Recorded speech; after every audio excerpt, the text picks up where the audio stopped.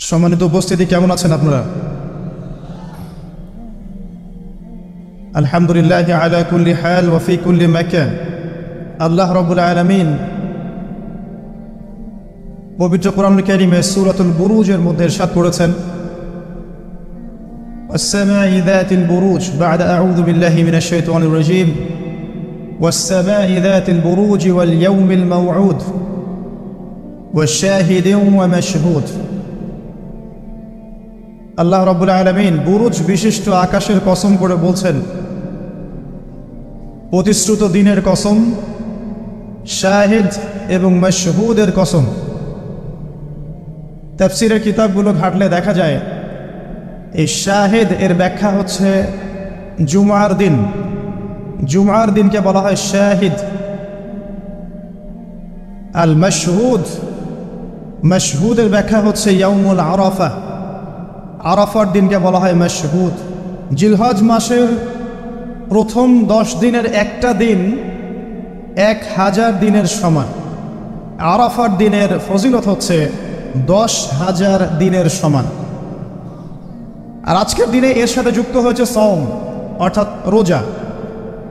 এমনিতেই যে ব্যক্তি আল্লাহর জন্য একটা রোজা রাখে, আল্লাহ পাক তার চেহারাকে জাহান্নাম থেকে যোজন যোজন দূর সরিয়ে দেন।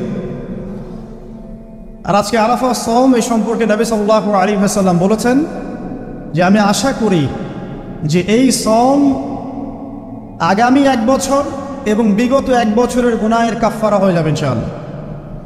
তো এত উৎসব আজকে একসাথে পড়েছে, আল্লাহ পাক আজকের দিনটা আমাদের কাজে লাগানোর তৌফিক দান করুন, ইবাদতে কাটানোর তৌফিক দান করুন এবং নিজের যে চাওয়া আছে আল্লাহর কাছে, এটাকে আল্লাহর কাছে অনুনয় বিনয়ের মাধ্যমে চেয়ে নেওয়ার তৌফিক দান করুন। আমিন। বলবো যে এই দিনটার কসম আল্লাহ পাক কোরআনে করেছেন, যেটা একটু আগে আমি বললাম, ওয়াশাহিদি ওয়া মাশহুদ ওয়াল ফাজরি ওয়া লায়ালিন আশর ওয়াশ-শাফঈ ওয়াল ওয়াতর। জোর এবং বিজোরের কসম। এখানে জোর বলতে বোঝানো হয় কুরবানির ঈদকে, অর্থাৎ এই যেটা ঈদুল আজহার দিন, আর বিজোর বলতে বোঝানো হচ্ছে এই আজকের দিনটাকে, আরাফার দিনকে। আর ওয়াশাহিদ মানে জুমআ, মাশহুদ মানে আরাফা।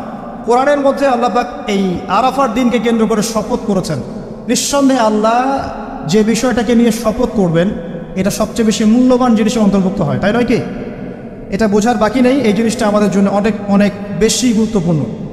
আরেকটা ফজিলত হচ্ছে কাতাদা রাদিয়াল্লাহু আনহু, আবু কাতাদা রাদিয়াল্লাহু আনহু থেকে বর্ণিত আছে সহিহ মুসলিমের 1162 নম্বর হাদিসে, নবী করিম সাল্লাল্লাহু আলাইহি ওয়াসাল্লাম বলেছেন, যে ব্যক্তি আরাফার দিনে সওম রাখবে, রোজা রাখবে, হজ করতে এসেছে, হাজি নয় এমন ব্যক্তি, হাজিদের জন্য নয়, বাইরে যারা আছে আমরা তাদের জন্যে, যে ব্যক্তি আজকের দিনে সওম রাখবে, তার পূর্ববর্তী 1 বছর এবং পরবর্তী 1 বছরের গুনাহ আল্লাহ পাক মাফ করে দেবেন ইনশাআল্লাহ তাআলা।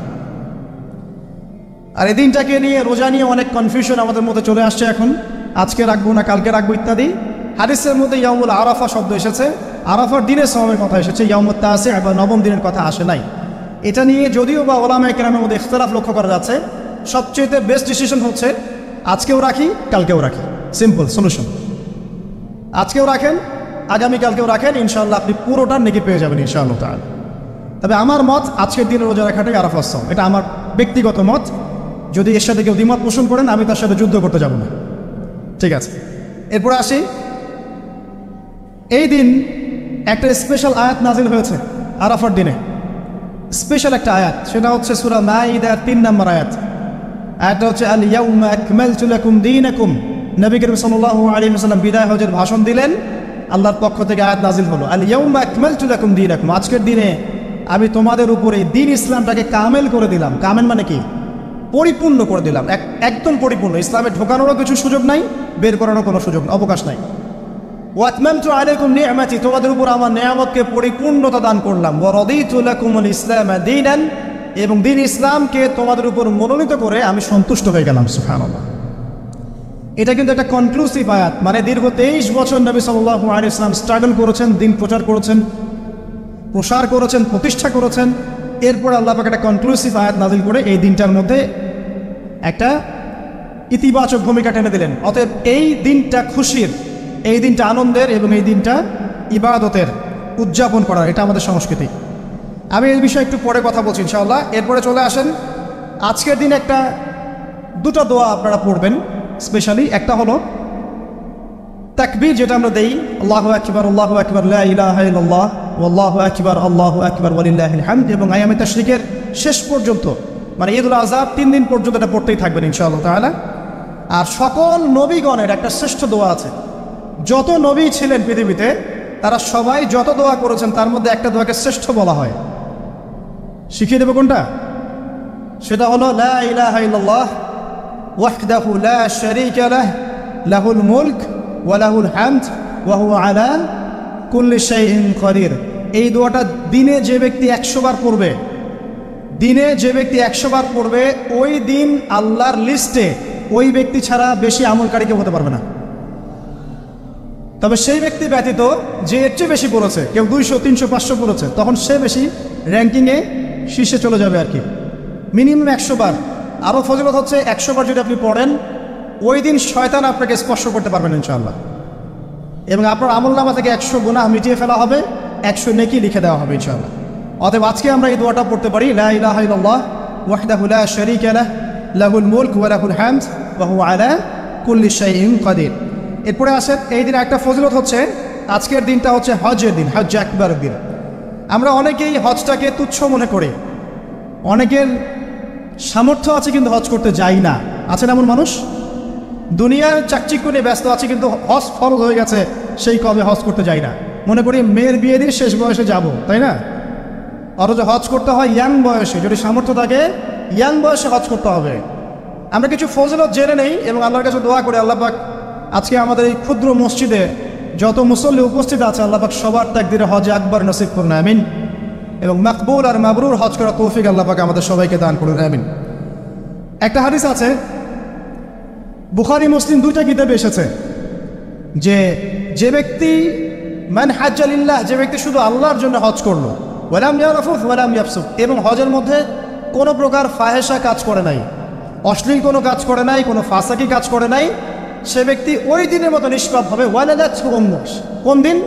ইয়াউমু ওয়ালাদাতহু উম্মুহ, যেদিন তার মা তাকে জন্ম দিয়েছিল।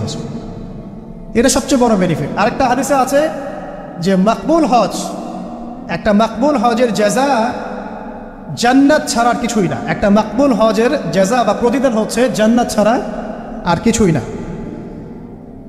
একটা হাদিস পড়লাম গতকালকে, সেটা হলো নবী করিম সাল্লাল্লাহু আলাইহি ওয়াসাল্লাম বলছেন এই উম্মতকে লক্ষ্য করে, তোমাদের যাদের হজ করার সামর্থ্য আছে এবং যাকে কঠিন কোনো রোগ আক্রমণ করেনি, 1, 2, যাকে কোনো অত্যাচারী শাসক বাধা দেয়নি, 2, এবং 3, যার আর্থিক সামর্থ্য আছে, গরিব মিসকিন না, আর্থিক সামর্থ্য আছে, 3টা শর্ত যার পূরণ আছে, তারপরেও যে ব্যক্তি হজ করলো না আমার উম্মতের মধ্যে, সে ইহুদি হয়ে মরুক বা নাসারা হয়ে মরুক, এতে আমার কিচ্ছু যায় আসে না। নাউযুবিল্লাহ, শুনতে পাচ্ছেন কথা?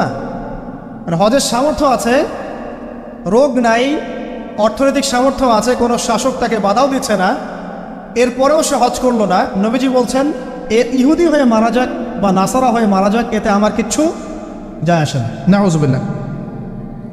তারপরে শোনেন, 3 শ্রেণীর মানুষ আল্লাহ রাব্বুল আলামিনের মেহমান। 3 শ্রেণীর মানুষ আল্লাহ পাকের মেহমান। 1 নাম্বার হচ্ছে গাজী। গাজী মানে কি? ইসলামের জন্য যুদ্ধ করেছে, অন্য কোনো জন্য নয়, দিন ইসলামের জন্য যুদ্ধ করেছে, বিজয় লাভ করেছেন, নাম কি? গাজী। এই ব্যক্তি আল্লাহর মেহমান। যেমন আবু বকর সিদ্দিক, ওমর, ওসমান, আলী রাদিয়াল্লাহু আনহুম, তারা ইসলামের জন্য যুদ্ধ করেছিলেন না, তারপরে তারা জীবিত ছিলেন না, তারা তখন গাজী হিসেবে বেঁচেছিলেন। ঠিক আছে? 2 নাম্বার হচ্ছে মুতামির, মানে উমরাকারী, যে ব্যক্তি উমরা করতে গিয়েছে সে আল্লাহর মেহমান।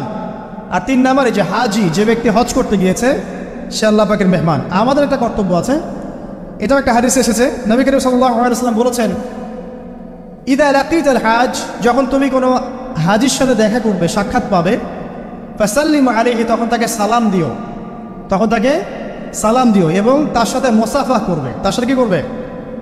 মুসাফা করবে। এখন 1 হাতে না 2 হাতে তর্কে যাওয়ার দরকার নেই, মুসাফা করেন। 1 হাতে পারলে 1 হাতে করেন, 2 হাতে পারলে 2 হাতে করেন, এটির তর্ক করার দরকার নেই, মুসাফা করেন। ঠিক আছে? মানে আমরা তো তর্কের শেষ নাই, যে কোনো ইস্যু পাইলেই তর্ক। আরাফা নিয়ে তর্ক, তারাবি নিয়ে তর্ক, ঈদের তাকবীর নিয়ে তর্ক, হ্যাঁ, রাকাত সংখ্যা নিয়ে তর্ক, মুসাফা নিয়ে তর্ক, বাকি রাখছে কি সেটা জানি না। আর এই তর্কগুলো করতে করতে দেখবেন ইসলামের বেসিক জিনিসগুলোই নাই, গায়েব।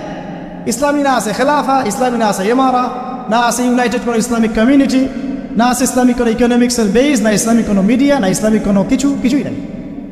যা আছে প্রোটেস্ট্যান্ট ভার্সন, মানে নামাজ রোজা হজ জাকাত, এগুলাই। আর এগুলো নিয়ে আমরা এখন তর্ক করছি। ব্যক্তি পর্যায়ে দিন আছে, বাকি বাইরে আর দিন নাই। মসজিদের মধ্যে আসবে পাক্কা নামাজি, মসজিদ থেকে বের হয়ে গেল সুদখোর। তো আল্লাহ হেফাজত করুক আমাদেরকে। আমাদের বড় বড় ইস্যুগুলো নিয়ে বেশি কথা বলা উচিত। মুসাফে এক হাতে হবে না, দুই হাতে, এর জন্য কি জান্নাত জাহান্নামের ফয়সালা হয়ে যাবে? তাই মনে হয় আপনাদের? সুবহানাল্লাহ। একজন বলছে ইশারা করতে হবে তাশাহুদে এভাবে, আরেকজন বলছে একটু নড়াতে হবে। এই মাসআলাটার জন্য কি আপনার জান্নাত জাহান্নামের ফয়সালা হয়ে যাবে মনে হচ্ছে আপনার? আর যে আকীদার ঠিক নাই, এদিকে আমলের ঠিক নাই, অর্থনৈতিক জীবনের ঠিক নাই, মুআমালাতের ঠিক নাই, সম্পত্তির বন্টন মেরাজের ঠিক নাই, এগুলো ঠিক নাই, এবং আল্লাহর জমিন আল্লাহর দিন বাস্তবায়নের কোনো চেষ্টাই নাই। আর যে এগুলো নিয়ে ব্যস্ত হয়ে আছে। আল্লাহ পাক আমাদের বিচক্ষণতা দান করুন, দূরদর্শিতা দান করুন, আমিন। আসুন, মুসাফা করতে বলেছেন নবীজি, তারপরে বলবেন যে মুরহু, তাকে আদেশ করুন। আদেশ মানে হচ্ছে অনুরোধ করুন, তাকে আদেশ করুন বা অনুরোধ করুন, আন ইয়াস্তাগফিরুল্লাহ, সে যেন তোমার জন্য ইস্তেগফার করে। কে? যে ব্যক্তি হজ করে এসেছে, হাজি, তাকে সালাম দিবেন, মুসাফা করবেন, দিয়ে বলবেন যে ভাই আপনি আমার জন্য একটু দোয়া করেন।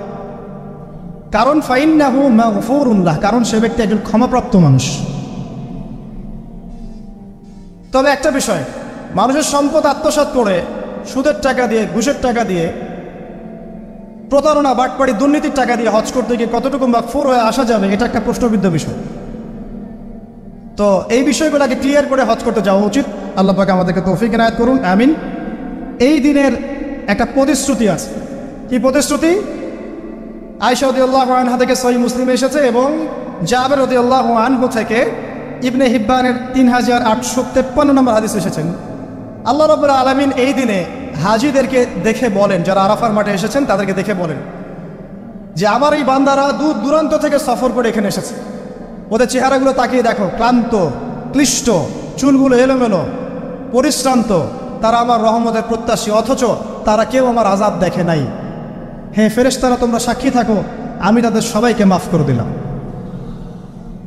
এবং নবী সাল্লাল্লাহু আলাইহি ওয়াসাল্লাম বলছেন যে আজকের দিনে যত মানুষকে আল্লাহ পাক জাহান্নাম থেকে মুক্তি দিবেন, অন্য কোনো দিনে এত মানুষকে আল্লাহ পাক মুক্তি দিবেন না। আল্লাহ পাক আমাদেরকে সবাইকে জাহান্নাম থেকে মুক্তি দান করুন, আমিন। তো শেষ যে বিষয়টার দিকে টাচ করে আমি কনক্লুশন দিকে যাবো, সেটা হলো উম্মতে মুহাম্মাদির জন্য আজকের দিনের মধ্যে স্পেশাল কি বলেন তো? এটা হচ্ছে আমাদের মূল পয়েন্ট। আজকের দিনে ফজিলত জানলাম, আমরা আমলগুলো জানলাম, সব ঠিক আছে, কিন্তু আমাদের জন্য আসলে স্পেশাল কি জিনিস? আমাদের জন্য আজকের দিনের স্পেশাল যে বিষয়, সেটা হলো আজকের দিনে দিন ইসলাম পূর্ণতা লাভ করেছে। ইসলামের পূর্ণতা দিবস আজকে। 23 বছর দিন ইসলাম প্রচার করার পরে আজকের দিন আল্লাহ পাক বলেছেন দিন পূর্ণ করে দিলাম। ইহুদিরা বলছিলেন যে আজকের দিন এই আয়াতটা যদি আমাদের উপর নাজিল হতো, আমরা তাহলে ঈদ পালন করতাম। নবীজি বললেন এটা আমাদের ঈদের দিনই, এটাও আমাদের ঈদের দিন, কোনো সমস্যা নেই। তো আমাদের সবচেয়ে ইম্পর্টেন্ট জায়গা এটা যে আজকের দিনে দিন ইসলাম পূর্ণতা লাভ করেছে। এখন ইসলাম যে পূর্ণতা লাভ করলো, এই দিবসটা কতজন জানে যে আজকের দিন ইসলাম পূর্ণতা লাভের দিন? আমরা অনেক দিবসের কথা জানি, আন্তর্জাতিক দিবস, জাতীয় দিবস, পারিবারিক দিবস, জন্মদিন, মৃত্যুদিন, হ্যাঁ, অনেক দিবসের কথা আমরা জানি। ইসলামের পূর্ণতা দিবস কতদিন জানেন? কতজন জানেন? দেখেন, সাংস্কৃতিক আগ্রাসন কোথায় আপনার মূল জায়গাটা নিয়ে যাওয়া হয়েছে। শেকড় ভুলে গেছে মানুষ। এখন মানুষ শেকড় ভুলে বিদেশিদের সংস্কৃতি লালন করছে, কোনো কোনো ক্ষেত্রে বিদেশি প্রভুদের দাসত্ব করছে। 23 বছর নবী সাল্লাল্লাহু আলাইহি ওয়াসাল্লাম দিনের জন্য অক্লান্ত মেহনত করেছেন। ওয়াহী আসার পর থেকে প্রথম 3 বছর গোপন দাওয়াত দিয়েছেন, একদম গোপনে গোপনে দাওয়াত দিয়েছেন। আবু বকর, ওসমান, ওমর, আলী, এরকম কিছু সাহাবী ইসলাম কবুল করেছেন। আস্তে আস্তে দাওয়াত প্রচার লাভ করেছে। যত প্রসার হয়েছে তত মানুষের অত্যাচার বেড়েছে। এক পর্যায়ে তাকে সাহাবী থেকে আবিসিনায় হিজরত করতে পাঠাতে হয়েছে। তারপর তিনি তায়েফে গিয়েছেন, ওখান থেকে রক্তাক্ত হয়ে মক্কা এসেছেন। আবার সেখান থেকে ইয়াসরিব, মদিনায় গিয়েছেন। ইয়াসরিবের মানুষ ইসলাম কবুল করেছিল। তারা নবী সাল্লাল্লাহু আলাইহি ওয়াসাল্লামকে আশ্রয় দিলেন, সাহাবীদেরকে আশ্রয় দিলেন। নবীজি সেখানে গিয়ে একটা ইসলামিক কমিউনিটি করলেন, মসজিদে নববী করলেন, সেখানে অর্থনীতি স্ট্রং করলেন, সেখানে একটা ইমারা গঠন করলেন, সেখানে একটা জামাআ গঠন হলো। এরপরে যখন মুশরিকরা তাদেরকে আক্রমণ করতে শুরু করলো, তখন বদরের যুদ্ধ হয়ে গেল। তারপর উহুদ, তারপর খন্দক, তারপর আপনার যে হুদাইবিয়া, খাইবার, হতে হতে চলতে থাকলো। এক পর্যায়ে পররাষ্ট্রনীতি অ্যাপ্লাই করলেন, রোমের সম্রাটকে দাওয়াত দিচ্ছেন, মিশরের মুকাউকিয়াসকে দাওয়াত দিচ্ছেন, পারস্যের খসরুকে দাওয়াত দিচ্ছেন, সব জায়গায় দাওয়াতি কাজ ছড়িয়ে পড়তে লাগলো। 23 বছর অক্লান্ত পরিশ্রম। এক পর্যায়ে এই যে শেষে একদম জীবনের শেষ পর্যায়ে এসে তিনি বিদায় হজ করলেন। একটাই হজ করেছেন তিনি, নবী সাল্লাল্লাহু আলাইহি ওয়াসাল্লাম, এই একটা হজই করেছেন জীবনে। এবং সেই হজের দিন যখন এই ভাষণ তিনি দিচ্ছেন, তখন আল্লাহ পাক এই আয়াতটা নাজিল করে দিনটাকে পরিপূর্ণতা দান করলেন। আজকের দিনের মূল শেকড়টা কোথায় বুঝতে পারছেন? এই 23 বছরের দাওয়াতি জীবনের পরিসমাপ্তি এখানে। আজকের দিনের পরে আসলে পূর্ণাঙ্গ কোনো সূরা নাজিল হয়নি। সর্বশেষ নাজিল হয়েছে সূরা নাসর, ইযা জাআ নাসরুল্লাহি ওয়াল ফাতহ। এরপরে বিচ্ছিন্ন দু একটা আয়াত নাজিল হয়েছে, কিন্তু পূর্ণাঙ্গ আর কোনো সূরা নাজিল হয়নি। আজকের দিনের পর নবী সাল্লাল্লাহু আলাইহি ওয়াসাল্লাম মাত্র 80 বা 83 দিন বেঁচে ছিলেন। আজকের এই দিবসগুলো এই জন্যই আল্লাহ পাক বারবার ফিরিয়ে দেন, যাতে করে এগুলো নিয়ে আলোচনা হয়, আমরা এগুলো জানতে পারি এবং আমল করতে পারি, এই চেতনাগুলো লালন করতে পারি, নিজেরাও শিখি, পরিবারকেও শেখাই, আগামী প্রজন্মকেও শেখাই ইনশাআল্লাহ তাআলা। আশা করছি ইনশাআল্লাহ আমরা যদি নাও পারি, একসময় এমন একটা প্রজন্ম আসবে যারা নবী সাল্লাল্লাহু আলাইহি ওয়াসাল্লামের উম্মার মতো উম্মাহ হবে ইনশাআল্লাহ। অতএব প্রিয় দিনী ভাইয়েরা, আসুন আজকের দিন, জুমার দিন, আমরা এই দিনে ইবাদতগুলো বাড়িয়ে দেই, আরাফা, সাওম এবং দোয়া, জিকির আজকারগুলো বাড়িয়ে দেই, একই সাথে আসন্ন কুরবানির প্রস্তুতি গ্রহণ করি। এবং আজকের দিনে, আরাফার এই দিনে হাজিদের সাথে আমরাও শরীক হয়ে আল্লাহর কাছে বলি যে আল্লাহু আকবার, আল্লাহু আকবার, লা ইলাহা ইল্লাল্লাহ, আল্লাহু আকবার, আল্লাহু আকবার, ওয়ালিল্লাহিল হামদ। এবং নবী করিম সাল্লাল্লাহু আলাইহি ওয়াসাল্লাম রেখে যাওয়া এই যে শেষ বাক্যগুলো, এগুলো সবার কাছে পৌঁছে দেই। যে ব্যক্তি পৌঁছাবে তার উপর আল্লাহ পাক রহম করবে ইনশাআল্লাহ। এবং নিজেরা আমল করার চেষ্টা করি। আল্লাহ পাক আমাদের সবাইকে নবী করিম সাল্লাল্লাহু আলাইহি ওয়াসাল্লামের আদর্শ উম্মাহ হওয়ার তৌফিক এনায়েত করুন, আমিন। আমাদের ব্যক্তি, পরিবার, সমাজ, রাষ্ট্র, শাসক সবাইকে আল্লাহ পাক হেদায়েত দান করুন, আমিন। এবং আমাদের মধ্যে আপোষে যত ইখতিলাফ, ভুল বোঝাবুঝি আছে, এগুলোকে আল্লাহ পাক নিরসন করে দিন, আল্লাহুম্মা আমিন। আকুলু কাওলি হাযা আস্তাগফিরুল্লাহ লি ওয়া লাকুম ওয়া লিসাইরিল মুসলিমিন। বারাকাল্লাহু লানা ওয়া লাকুম বিল আয়াতিল হাকীম। ইন্নাহু তাআলা জাওয়াদুন কারীম বার রাউফুর রহিম। আসসালামু আলাইকুম ওয়া রাহমাতুল্লাহি ওয়া বারাকাতুহু।